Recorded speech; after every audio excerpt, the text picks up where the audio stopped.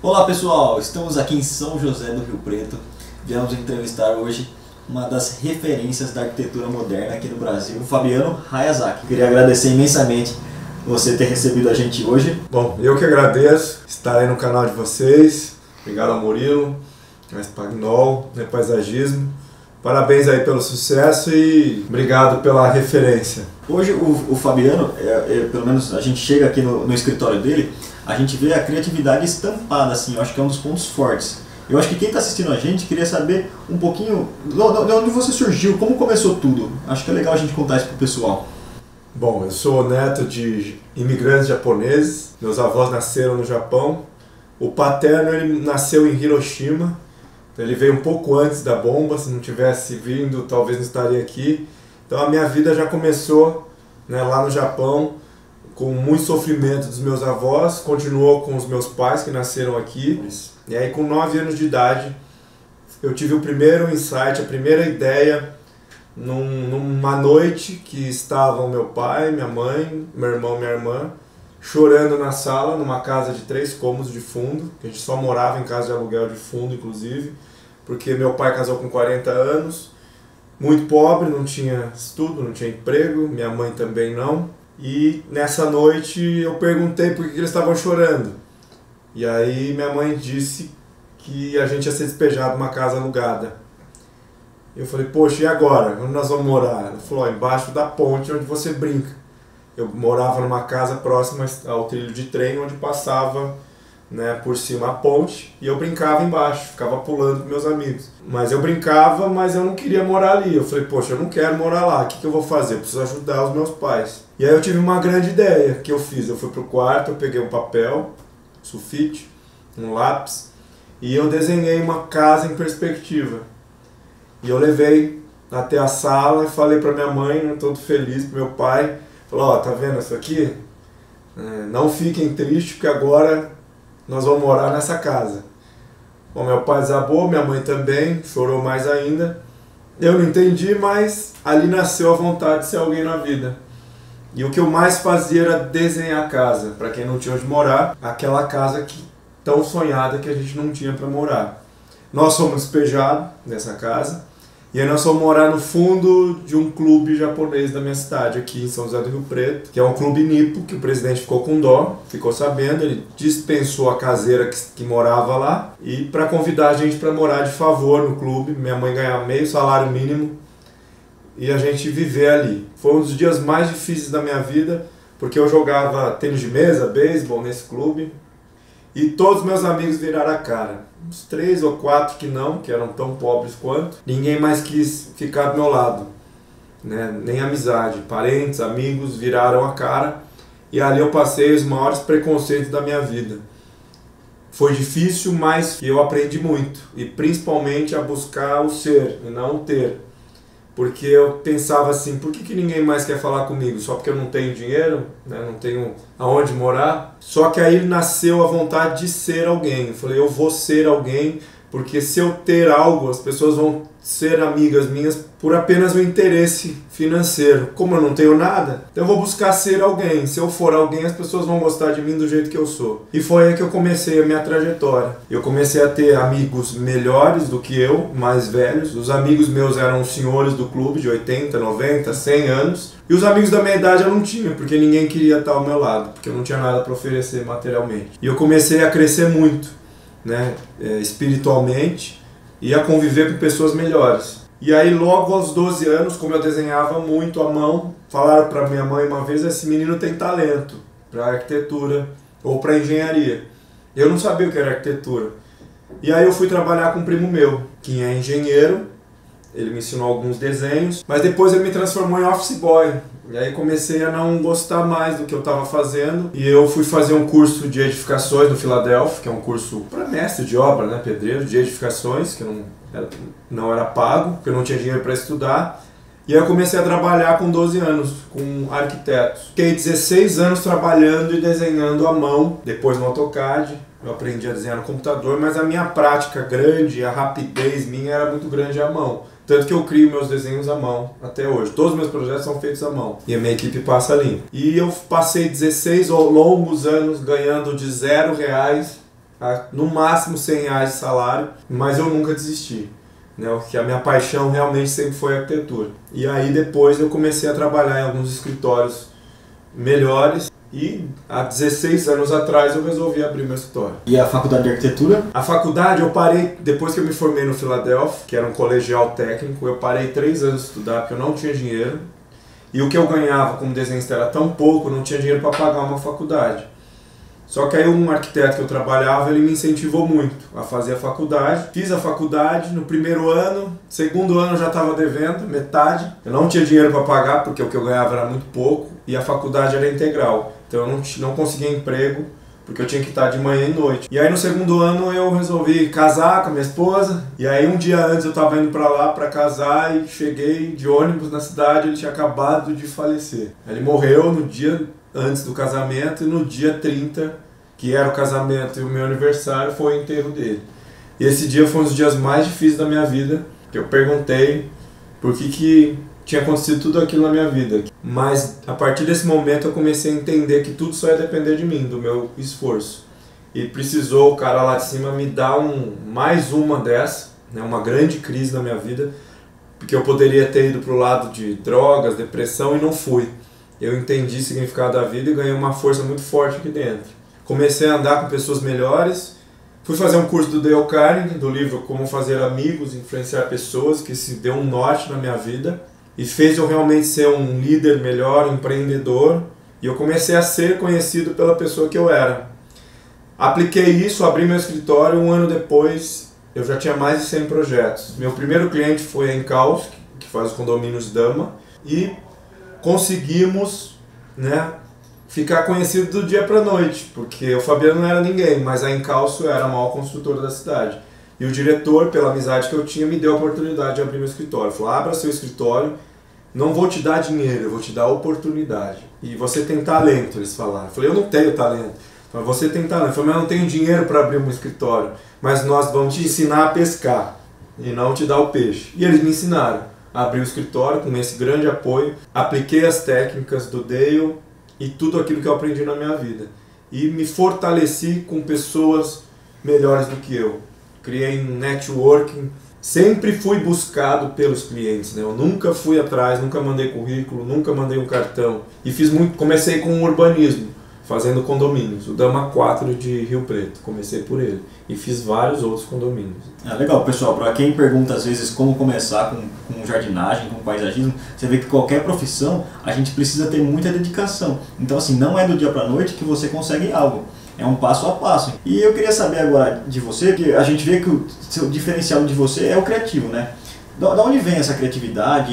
O que as suas inspirações para os projetos? Bom, eu, como desde os 9 anos, eu tive que criar por uma grande dificuldade da família, que não tinha onde morar, mas ali nasceu, né, a vontade de ser alguém e de levar para as pessoas a missão que eu levo hoje no meu escritório, que é levar a qualidade de vida. Então, quando você pensa no todo, né, que o ser humano merece e deve ter mais qualidade de vida, a tua mente ela aumenta, né, a criatividade com certeza, porque pelos fatos da minha história, da minha vida, eu amo o que eu faço. Uma das primeiras dicas é ouvir o que seu cliente quer. Né? É até um ditado japonês, Deus deu 2 ouvidos e uma boca. Então você fale o dobro, você ouça o dobro e fale metade.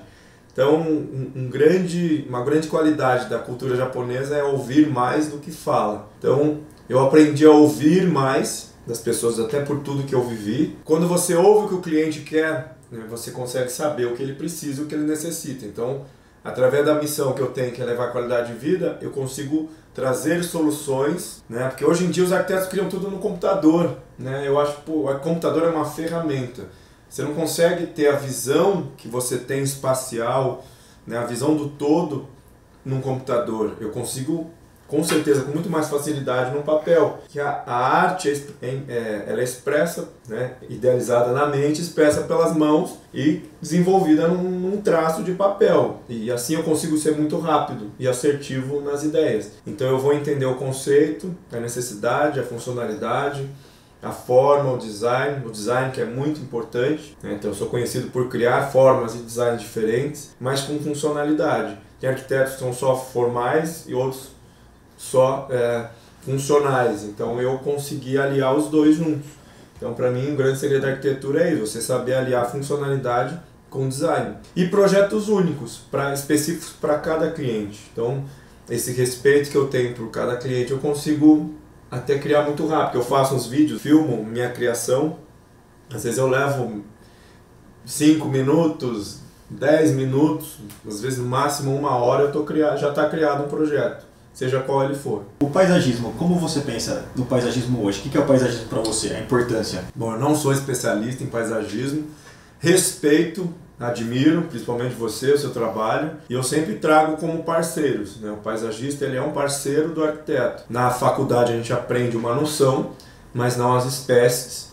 Tenho muita vontade de aprender, mas não é meu foco. Mas o paisagismo ele nasce junto com as ideias quando eu vou criar a funcionalidade e o design do projeto. Eu pelo menos crio, né, as massas vegetativas, né, de como que eu gostaria de ter o cliente, né, uma espécie mais alta, uma média, uma baixa, mas as espécies em si eu sempre trago um profissional como você, como a gente já é parceiro, então eu sempre vou ouvir antes de iniciar um projeto, um profissional à altura para especificar corretamente cada espécie para que tudo, né, daquele conceito de menos é mais, se prevaleça, tanto a arquitetura como o paisagismo, sem ficar carregado. Porque a gente sempre fala que a arquitetura ela é uma arte e o paisagismo ele é a roupa que veste a casa, né?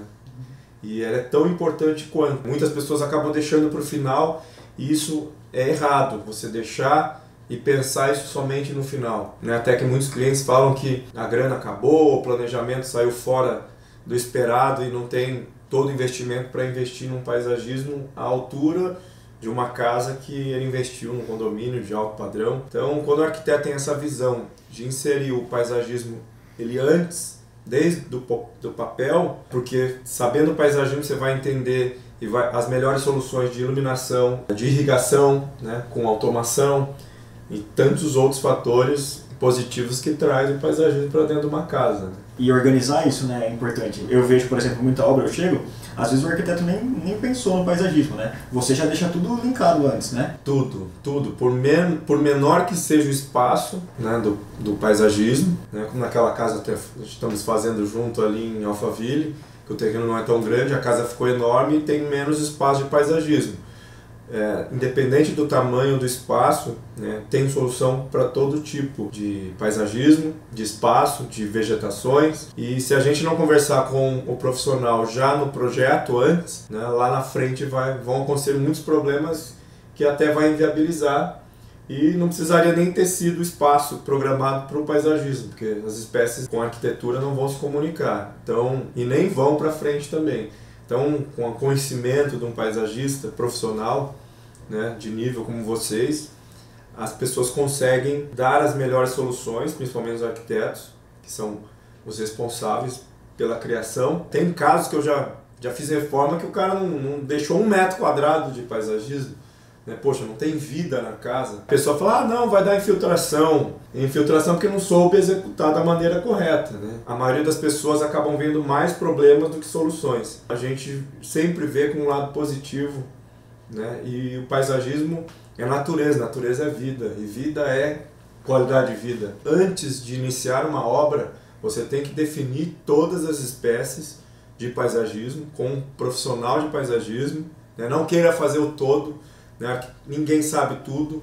Um bom projeto, uma boa obra com excelência, ela é a união de vários fatores, principalmente da união de vários profissionais competentes. Então o cliente não pode, né, economizar nos profissionais. Eu fiz uma reforma no Tamboré, em São Paulo. Ele comprou 2 árvores canarienses de um cara que estava passando na rua. E eu estava fazendo um projeto. Ele falou, e aí? Eu falei, não compra porque você sabe a procedência? Não. Ah, mas está barato. Eu falei, quanto que é barato? O barato sai caro. Ele comprou. Ele e mais um vizinho. As 6 palmeiras, 4 do vizinho, do amigo e dele, morreram. E aí? Elas já tinham, acho que 15 metros de altura. O cara que trouxe do Uruguai. O cara sumiu.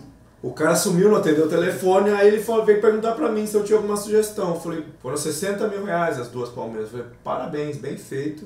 agora você perdeu 60 mil reais. Agora você contrata uma empresa que tem a qualidade, tem um pós-vendas, como vocês, e tem 60 anos de mercado para poder dar um respaldo e a garantia que se morresse, fosse uma empresa competente, ela ia trocar para você. Pessoal, é muito importante ter um bom profissional de paisagismo no local, executando sua obra, se atentando a tudo. E já pensem sempre nisso, vou frisar de novo, no começo. Você cria o ambiente, você cria a qualidade de vida e design antecipadamente, né? Com certeza. Por isso que eu uso os melhores softwares do mundo de qualidade para mostrar em 3D para o cliente, inclusive as plantas reais, os objetos, os mobiliários, as texturas, com realidade, não aquele 3D fake. Ele mostrou pra gente, pessoal, a apresentação do Fabiano é assim, realmente incrível. Fabiano, quer contar um pouquinho pra gente assim? Eu crio tudo à mão, minha equipe passa limpo, tudo é feito aqui, eu não terceirizo nada, inclusive os softwares que a gente usa são os melhores que tem no mercado e a gente mostra com qualidade de foto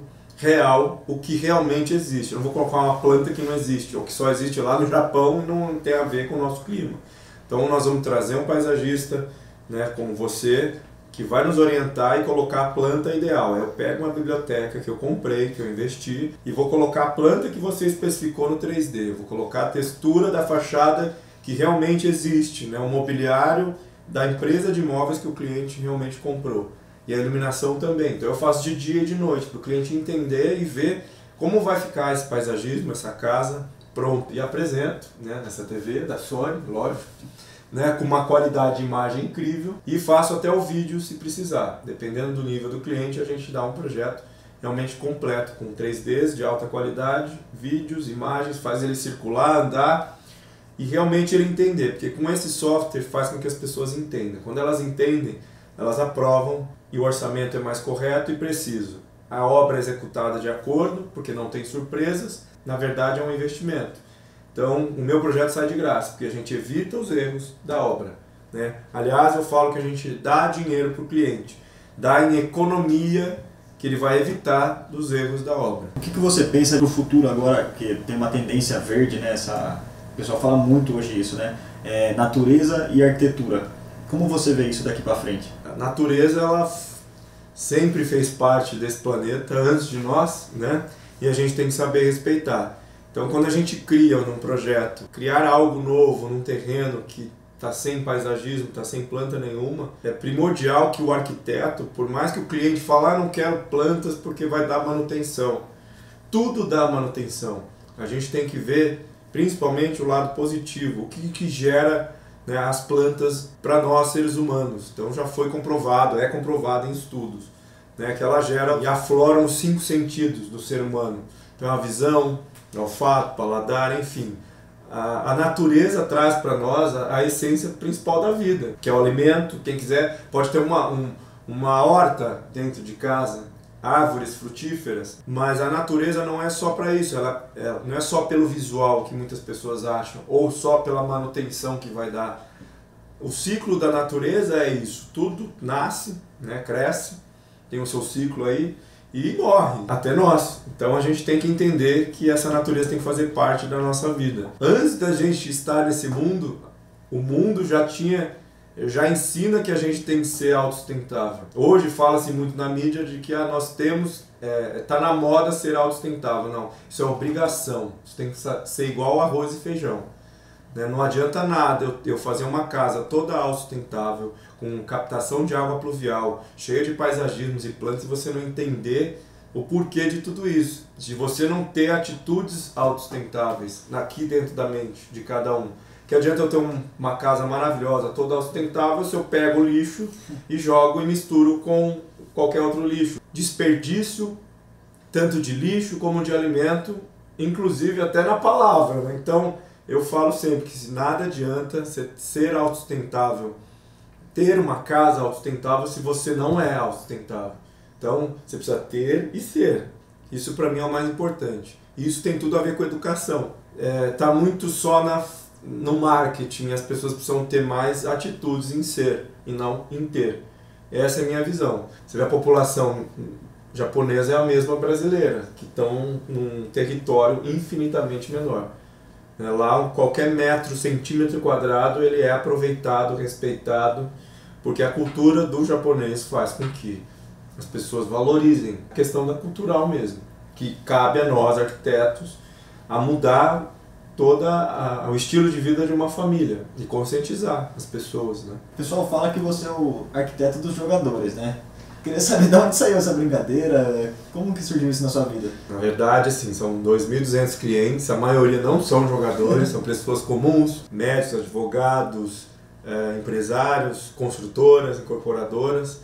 E os jogadores entraram na minha vida há uns 6 anos atrás. O primeiro foi o Marcelo Bordon, em Ribeirão, que eu conheci por acaso, um sócio dele. Fiz um trabalho com velocidade.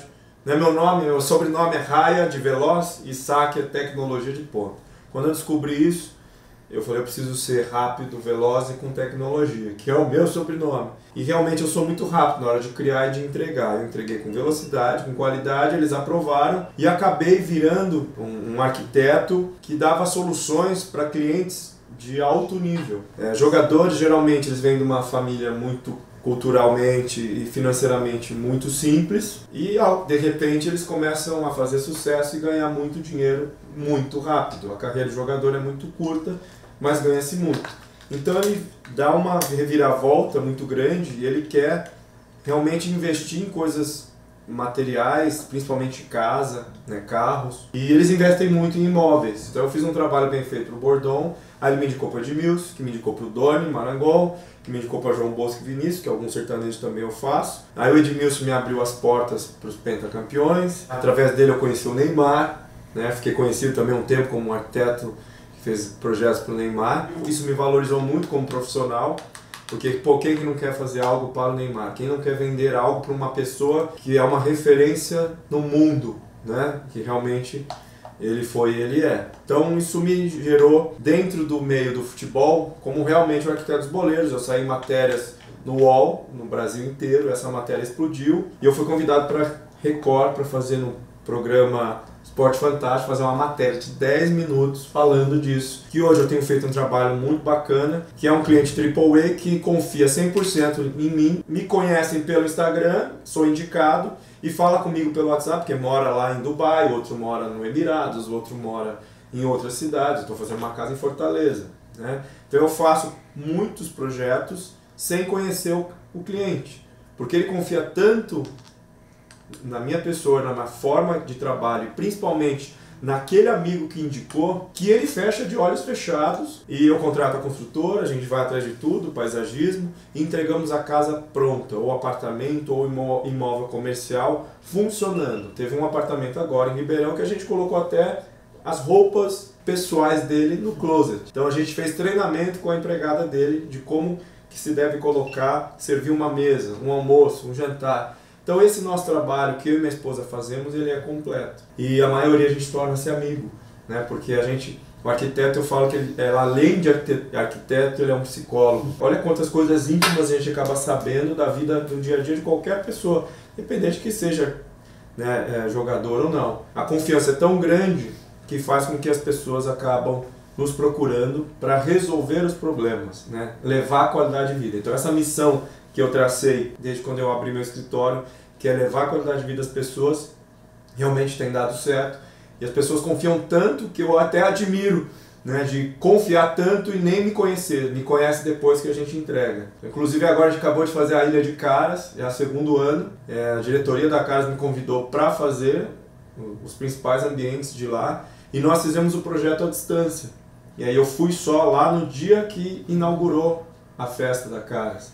Fiquei até 5 horas da manhã colocando e decorando, né, a finalização, mas a gente trouxe parceiros bacanas, isso que é o legal, né? E a diretoria falou, não, o Fabiano tem que estar, e a Tânia, pela simplicidade, pela acessibilidade, porque realmente entrega, porque a gente pode confiar, porque foi um projeto muito rápido, né? Foi uma reforma que tinha que acontecer em pouco tempo e os convidados estavam chegando e não podia deixar de acontecer. Então isso foi um prestígio muito grande que a gente teve agora com o nosso trabalho lá. Além de Caras, né, você falou pra gente que você faz vários trabalhos internacionais agora, né? E eu queria saber o que muda, tipo, no paisagismo para você, não só no paisagismo, mas também na arquitetura, né? Como é fazer um trabalho internacional? Graças a Deus eu consegui indicações de clientes. Fiz um trabalho o ano retrasado em Sintra, em Portugal, é uma cidade super antiga, são mais de 3.000 anos de história, e lá tudo é tombado pelo patrimônio histórico. Então tem uma arquitetura muito tradicional, local. Eles me contrataram, inclusive o cliente, para levar uma arquitetura diferenciada, moderna, contemporânea. Então eu choquei lá com esse contraste do moderno com o antigo. E foi um lançamento na Feira de Lisboa.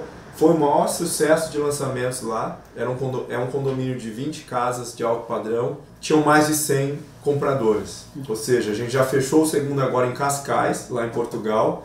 E conseguimos criar uma arquitetura moderna, contemporânea, utilizando das espécies e paisagismos locais, né?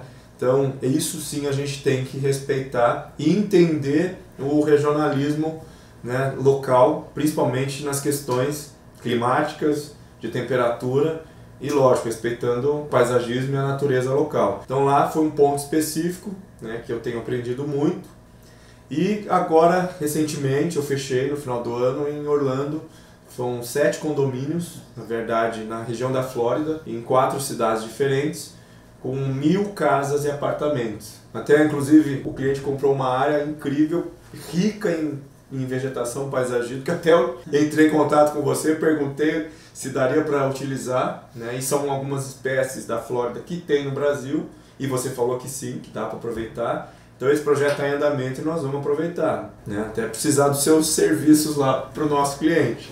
E a arquitetura lá também está sendo contemporânea, diferente do que é feito na Flórida. Os clientes de lá não querem mais porque eles são rotulados em um estilo e só fazem aquilo, então parece que não tem uma criatividade como nós brasileiros temos. Então os arquitetos brasileiros têm feito sucesso em todos os lugares que têm ido, pela versatilidade e pelo design diferenciado.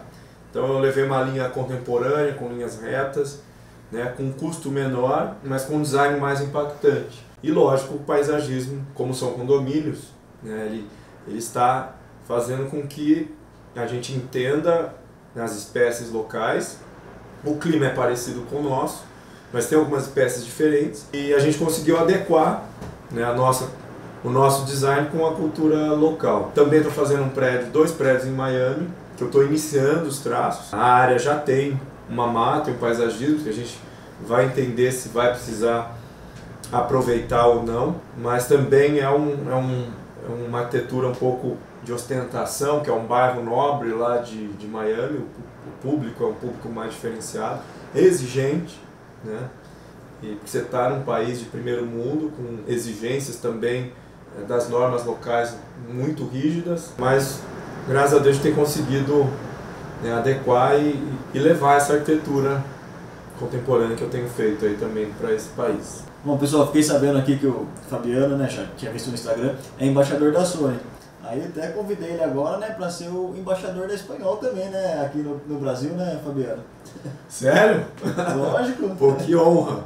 Para mim é uma grande honra. Realmente eu fui escolhido ser embaixador da Sony no Brasil, o primeiro arquiteto do mundo a ganhar esse título. Para mim é um grande prestígio, porque é a maior marca número 1 do mundo em qualidade. Eu vejo que vocês também são Sony.